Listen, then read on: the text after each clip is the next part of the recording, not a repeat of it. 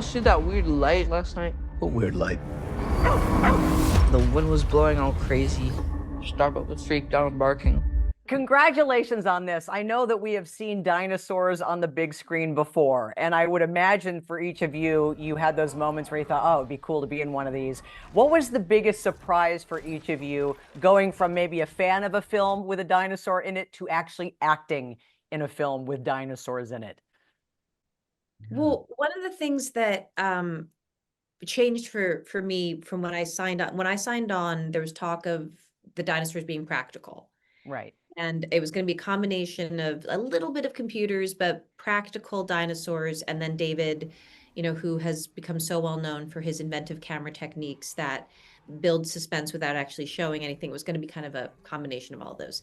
And then between that conversation and the start of filming, the practical dinosaurs were deemed too expensive, and it was going to be David's filmmaking and computers. Now, one of the fun things that resulted in that was all of the sequences that involved like dinosaurs impacting a house or, attacking me in the kitchen, that had to be choreographed. So that way the computer dinosaur was going to be reacting to a live performance. And when we did the car sequence where we get knocked into the house, that really happened. That was a practical effect.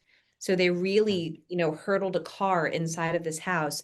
And I just remember getting to the end of the first take and they just went, it didn't quite do what we wanted. And they built the entire house in half an hour. And then they shoved another car through it. It was perfect. And that's what's in the movie. So just like discovering a new way of filmmaking was so fun for me.